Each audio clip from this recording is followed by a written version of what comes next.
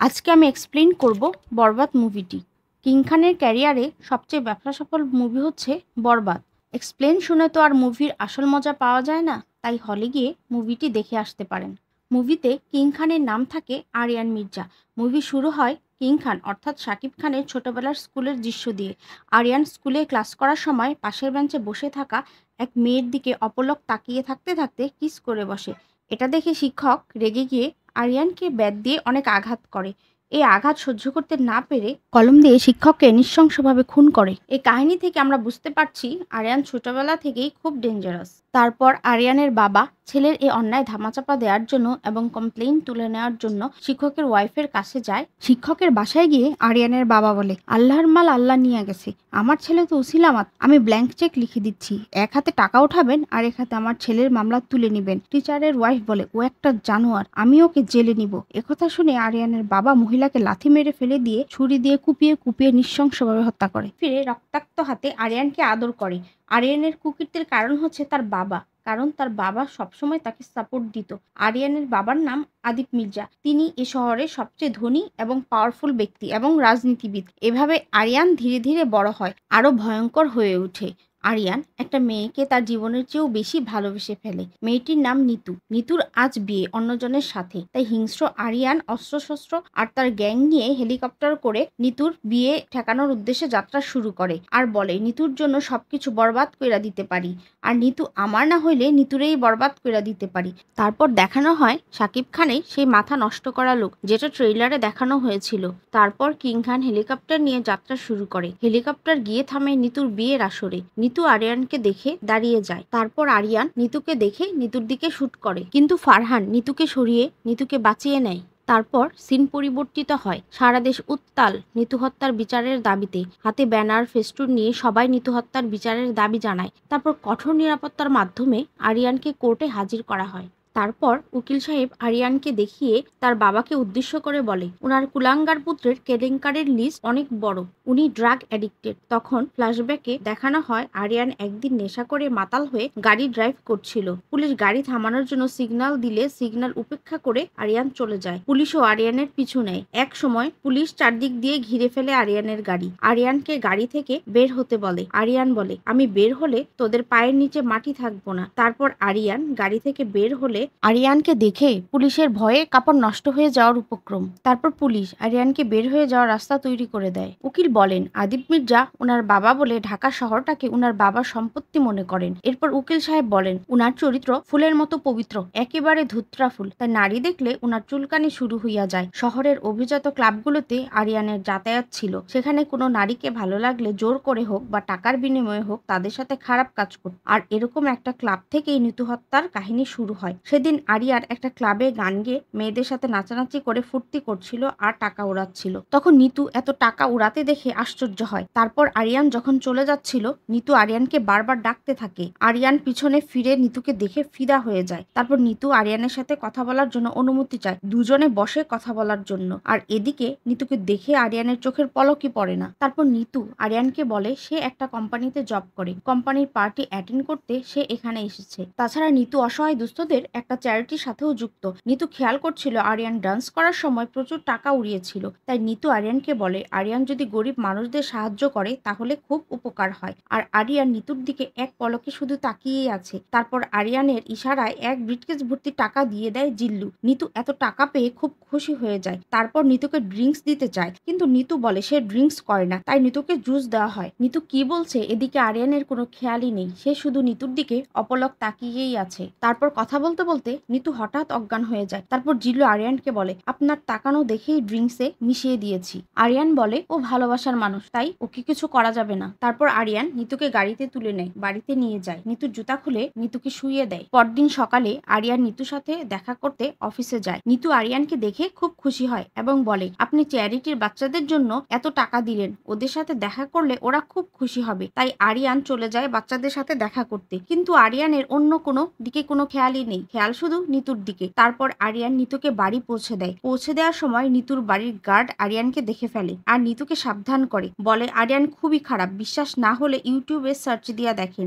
পরদিন সকালে নিতু ইউটিউবে সার্চ দিয়ে আরিয়ানের কুকীর্তি দেখছিল। এমন সময় আরিয়ান চলে আসলে ভয়ে নিতুর হাত থেকে ফোন পড়ে যায়। তারপর আরিয়ান নিতুকে একটা নতুন ফোন এবং ব্র্যান্ড নিউ কার গিফট করে। আরেকদিন হঠাৎ করে অফিসে এসে নিতুকে নিয়ে যায়। নিতুর বস সব দেখেও বাধা দিতে পারে না। আরিয়ান নিতুর জন্য একটা নতুন আলিশান ফ্ল্যাট কিনেছে। নিতুকে সেখানেই নিয়ে যায়। তারপর নতুন চরিত্র সামনে আসে, আরিয়ানের মামা। আরিয়ান যেহেতু নেশা করে, কোনো কিছুরই কোনো খেয়াল রাখে না, তাই আরিয়ানের মামার লোভ আরিয়ানের বাবার সম্পত্তির দিকে। তার মামা জানতে পারে আরিয়ান একটা মেয়ের জন্য দামি গাড়ি আর ফ্ল্যাট কিনেছে। মামা খুব রেগে যায়। আসলে তার মামা খুবই কৃপণ এবং লোভী। তাই সে প্ল্যান করে এবার নিতুকে শেষ করতে হবে। তাই সে আরিয়ান এবং নিতুকে শেষ করার জন্য লোক পাঠায়। আরিয়ান বুঝতে পেরে নিতুকে গাড়ির ভিতরে বসিয়ে গুন্ডাদের শায়েস্তা করে, একে একে সবাইকে ধরে মেরে ফেলে। এসব দেখে নিতু খুব ভয় পায়। আবার হঠাৎ একদিন নিতু অফিসে প্রেজেন্টেশন দিচ্ছিল। এমন সময় আরিয়ান এসে নিতুকে নিয়ে যায়। মিটিং ক্যান্সেল হয়, কোম্পানির বিরাট ক্ষতি হয়ে যায়। তাই কোম্পানির মালিক আরিয়ানের বাবা আদিব মির্জাকে সব খুলে বলে। আরিয়ানের বাবা রাজি হয় ক্ষতিপূরণ দিতে। আরিয়ানের বাবা তার মামাকে বলে ক্ষতিপূরণের জন্য 2 কোটি টাকা দিতে। মামা তো রেগে আগুন। মামার স্বপ্ন ভবিষ্যতে সব সম্পত্তি তার হবে। লোকটি ক্যাশ টাকার দাবি করে, কিন্তু মামা চায় চেক দিতে। তাই লোকটি রাজি না হলে মামা লোকটিকে মারধর করে। এসব ঘটনার কারণে কোম্পানির মালিক রেগে নিতুকে চাকরিচ্যুত করে। আর এতে আরিয়ান রেগে গিয়ে কোম্পানির মালিককে মেরে ডগের মতো গলায় রশি বেঁধে নিতুর পায়ের কাছে এনে ফেলে আর বলে নিতুর কাছে মাফ চা। এসব দেখে নিতু উল্টো মালিকের কাছে কেঁদে কেঁদে মাফ চায় এবং আশ্চর্য হয়। আর রেগে গিয়ে আরিয়ানকে বলে, আপনি কি চান বলুন তো? আমাকে বিছানায় নিতে চান? চলেন, এখনই চলেন। এসব শুনে আরিয়ান রেগে বলে, এটা চাইলে প্রথম দিনই করতে পারতাম, কিন্তু আমি তোমাকে ভালোবাসি। নিতু রেগে বলে, আপনি সারাদিন নেশা করেন, মারামারি করেন, ক্ষমতা টাকা পয়সা সব আছে আপনার, কিন্তু নেই মনুষ্যত্ব। সারাদিন নেশা করেন, একটা রাস্তার মেয়েও আপনাকে ঘৃণা করবে, কেউ ভালোবাসবে না। তারপর আরিয়ান বাড়ি চলে যায় তার নেশা চাপে। কিন্তু সে নেশা না করার প্রতিজ্ঞা করে। কিন্তু নেশা না করায় তার খুব কষ্ট হচ্ছিল। তাই জিল্লু আরিয়ানের সামনে নেশা দেয়। এটা দেখে আরিয়ান জিল্লুকে মারতে যায়। তখন জিল্লু বলে, এভাবে হবে না বস, আপনাকে রিহেবে যেতে হবে। তারপর আরিয়ান রিহেবে ভর্তি হয় আর এ কথা গোপন রাখতে বলে। আরো বলে, এ কথা বাবাও যেন না জানে। জিজ্ঞেস করলে বলবি আমি বিদেশ গেছি। রিহেবে খুবই মানসিক কষ্ট আর যন্ত্রণার মধ্যে দিয়ে যাচ্ছিল আরিয়ানের জীবন। আস্তে আস্তে অসুস্থ হয়ে পড়ছিল আরিয়ান। তাই জিল্লু নিতুকে সব জানায়। নিতু রিহেবে আরিয়ানের কষ্ট দেখে মায়ায় পড়ে যায়। আরিয়ানের দেখাশোনা করতে থাকে। নিতু বলে, আমার জন্য আপনি নিজেকে বদলানোর এত চেষ্টা করছেন, আমি আপনার পাশে আছি। নিতুর ভালোবাসায় আরিয়ান আস্তে আস্তে সুস্থ হতে থাকে। একদিন নিতু আরিয়ানের সাথে রেস্টুরেন্টে দেখা করতে যায়। হঠাৎ আরিয়ানের এক্স গার্লফ্রেন্ড চলে আসে। আরিয়ান এক্সের সাথে হাই হ্যালো করছিল। এটা দেখে নিতু খুব রেগে যায় এবং দরজা বন্ধ করে দেয়। আরিয়ান অনেক ডাকাডাকির পরও দরজা খুলে না।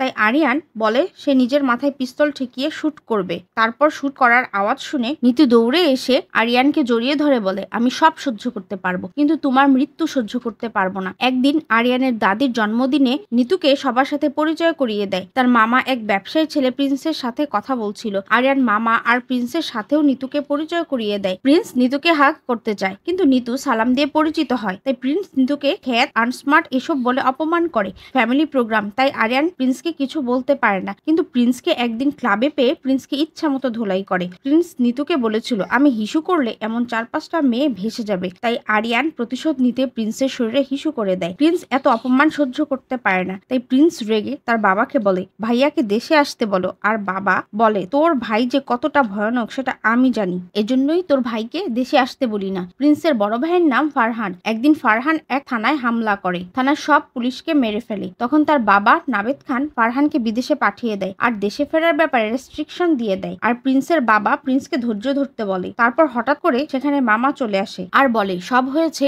ওই মেয়েটার জন্য। আমি ওই মেয়েটাকে শেষ করি। আপনি আদিব মির্জা ও আরিয়ান মির্জাকে শেষ করার ব্যবস্থা করেন। নিতুকে শপিং মলে ঢোকার সময় শুট করা হয়। আরিয়ান পাগলের মতো নিতুর কাছে ছুটে যায়। নিতুর অপারেশন হচ্ছিল। হঠাৎ আরিয়ানের চোখ যায় সিসিটিভির দিকে আর ডাক্তার জানায় নিতুর অপারেশন সাকসেসফুল। তারপর আরিয়ান বলে, সিসিটিভি চেক কইরা খুঁজা বাইর কর কে গুলি করছে। তারপর জিল্লু দুজনকে ধরে আরিয়ানের কাছে নিয়ে আসে। ওরা জানায় আরিয়ানের মামা এ কাজ করতে বলেছে। আরিয়ান তাদেরকে খুন করে। তারপর মামাকে খবর পাঠায়। মামা আসলে আরিয়ান বলে, তুমি আমার বাবার অনেক টাকা বিদেশে পাচার করছো, কিচ্ছু বলি নাই, কারণ এইটা আমার কাছে ম্যাটার করে না। কিন্তু এখন যে জায়গায় হাত দিছো মামা, এইটা আমার কাছে অনেক ম্যাটার করে। মামা বারবার ক্ষমা চায়, কিন্তু আরিয়ান মামাকে 2 ভাগ করে ফেলে। পরে আদিব মির্জা জানতে পারে। আরিয়ানকে জিজ্ঞেস করলে আরিয়ান বলে পার্সোনাল লাইফে হাত দিছিল, কিন্তু আর আরিয়ানের বাবা আরিয়ানকে কিছু বলে না, শুধু বলে মেয়েটাকে নিয়ে আয়। পরদিন সকালে ধুমধাম আয়োজনের মধ্য দিয়ে নিতুকে আরিয়ান নিয়ে আসে। সবাই খুব খুশি। আরিয়ানের বাবা নিতুর সাথে কথা বলতে আসলে নিতু চিৎকার করে গালি দেয়, তারপর সিগারেট ধরায়। আরিয়ান তখন রেগে নিতুকে বলে, উনি আমার বাবা, তুমি এসব কি বলছো?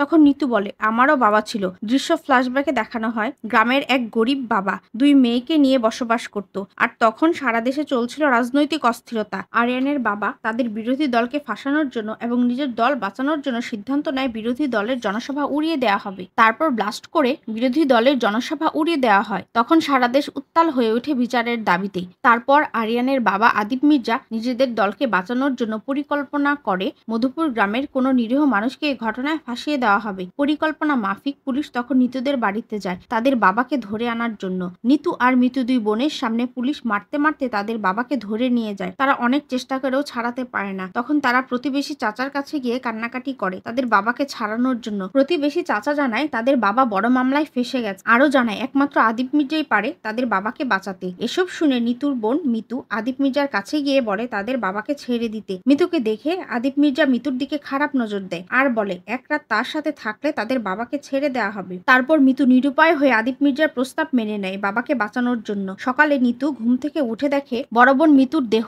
ফ্যানের সাথে ঝুলছে, আর ওদিকে আদালত তাদের বাবাকে দোষী সাব্যস্ত করে ফাঁসির আদেশ দেয়। নিতু আরিয়ানকে বলে, তুমি হচ্ছ তোমার বাবার দুর্বলতা, আর তোমার দুর্বলতা আমি তোমাকে কষ্ট দিব, তাহলেই আমার বাবা ও বোনের আত্মা শান্তি পাবে। আমি তোমাকে কখনো ভালোবাসিনি, কিন্তু আরিয়ান তো নিতুকে পাগলের মতো ভালোবাসে। নিতু বলে, আমি চাই তোমার আর তোমার বাবার ধ্বংস। আরিয়ান বলে, আমি তোমাকে ছাড়া বাঁচতে পারবো না। এরপর আরিয়ান তার বাবাকে টানতে টানতে নিতুর কাছে নিয়ে যায় ক্ষমা চাওয়ার জন্য, আর নিতু রানীর মতো বসে থাকে। তখন আদিপ মির্জা আর কোনো উপায় খুঁজে না পেয়ে ছেলের ভয়ে নিতুকে সরি বলে। নিতুকে বোঝানোর চেষ্টা করে যে তার ভুল হয়েছে। আরো বলে, সেদিন আমি ড্রিঙ্কস করেছিলাম, তাই আমার হিতাহিত জ্ঞান ছিল না, আর আমি আমার দলের সবাইকে বলেছিলাম তোমার বাবাকে বাঁচাতে, কিন্তু সেদিন কেউ রাজি হয়নি, কারণ তোমার বাবাকে বাঁচালে তারা নিজেরাই ফেসে যেত। তখন আরিয়ান বলে, জিল্লু ওদের সবাইকে এক জায়গায় কর। তারপর আদিপ মির্জার প্রোগ্রামের কথা শুনে বোমা হামলার সাথে জড়িত সকল পার্টনাররা সবাই হাজির হয়। তারপর আরিয়ান মেশিন গান দিয়ে গুলি করে নৃশংসভাবে সবাইকে হত্যা করে সুইমিং পুলে ভাসিয়ে দেয়। এসব নেতাকর্মীদের মধ্যে মারা যায় প্রিন্সের বাবা নাবেদ খানও। প্রিন্স বাবার মৃত্যুতে প্রতিশোধ পরায়ণ হয়ে ওঠে। নিজের অপমান আর বাবার হত্যার প্রতিশোধ নিতে বিদেশে থাকা বড় ভাই ফারহানকে ফোন দিয়ে দেশে আসতে বলে। সবাইকে মেরে আরিয়ান যায় নিতুর কাছে। নিতু বলে, তুমি কি ভেবেছো সবাইকে মারলেই আমি তোমাকে মাফ করে দিব?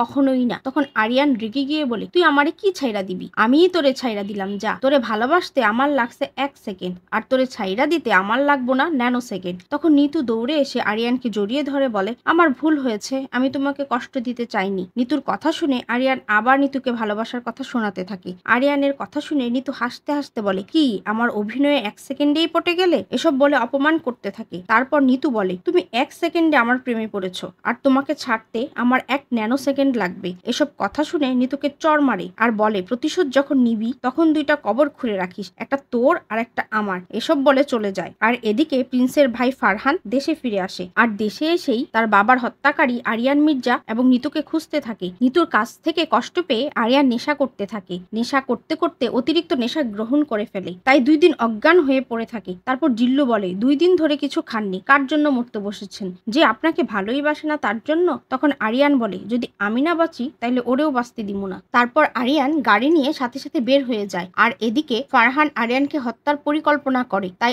আরিয়ান বের হলে আরিয়ানকে পরিকল্পনা মাফিক ট্রাক চাপা দেয়, আর এতে আরিয়ান মারাত্মকভাবে আহত হয়। আরিয়ানকে সাথে সাথে হাসপাতালে ভর্তি করা হয়। তারপর অপারেশন করা হয় এবং অপারেশন সাকসেসফুল হয়। ডাক্তার আরিয়ানের বাবাকে বলে, সুস্থ হতে অনেক সময় লাগবে আর চেহারা কিছুটা বিকৃতও হতে পারে। তারপর আরিয়ানের জ্ঞান ফিরে এলে ব্যান্ডেজ খুলে ফেলে। ব্যান্ডেজ খোলার পর আরিয়ানের বিকৃত চেহারা দেখে তার বাবা খুব কষ্ট পায় এবং কান্নাকাটি করে। ফারহান দেশে আসার পর থেকেই নিতুকে খুঁজছিল, কিন্তু পায়নি। তারপর হঠাৎ ফারহানের লোক নিতুকে দেখতে পেয়ে উঠিয়ে নিয়ে যায়। ফারহান নিতুকে দেখে মুগ্ধ হয়ে যায়। তারপর বলে, ওকে তো মারা যাবে না, ওকে আমি বিয়ে করব। বলে, কে কোথায় আছিস, বিয়ের ব্যবস্থা কর। কিন্তু প্রিন্স অসম্মতি জানায়, কারণ নিতুর কারণেই তাদের বাবা মারা গেছে। তখন আরিয়ানের কাছে খবর আসে ফারহানের সাথে নিতুর বিয়ে হয়ে যাচ্ছে। একথা শুনে আরিয়ান রাগে ক্রোধে হিংস্র হয়ে ওঠে। তারপর অস্ত্রশস্ত্র দলবল নিয়ে হেলিকপ্টার করে রওনা হয়। মুভির শেষে এসে আমরা মুভির প্রথমে যে সিন দেখানো হয়েছিল সেটা দেখতে পাই। তারপর আরিয়ান তার ধ্বংসযজ্ঞ শুরু করে, একে একে সবাইকে নৃশংসভাবে হত্যা করে। তারপর প্রিন্সকে কুপিয়ে মেরে ফেলে।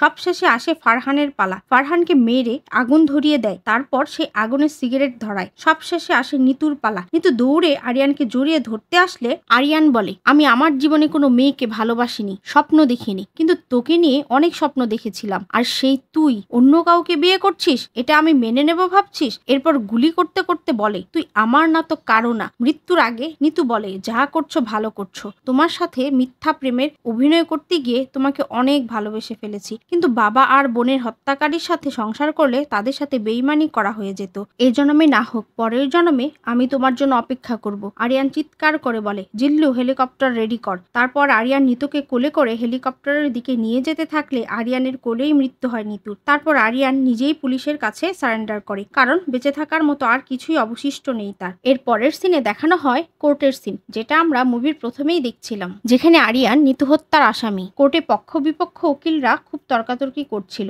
এটা দেখে আরিয়ান বলে, আমি নিজ হাতে আমার নিতুকে মেরে ফেলেছি, আমাকে ফাঁসি দেন। আরিয়ান নিজের মুখে স্বীকার করায় এবং সব সাক্ষ্য প্রমাণ থাকায় আরিয়ানকে 302 ধারায় ফাঁসির আদেশ দেওয়া হয়। এবার আর আদিব মির্জা তার ছেলেকে বাঁচাতে পারে না। ভোর 4:30টায় আরিয়ানের ফাঁসি কার্যকর করা হয়। আদিব মির্জাও একই সময়ে মাথায় পিস্তল ঠেকিয়ে আত্মহত্যা করে। এভাবেই মৃত্যুর মাধ্যমে শেষ হয় বরবাদ মুভিটি। আমার ভিডিওটি ভালো লাগলে প্লিজ লাইক এবং সাবস্ক্রাইব করুন।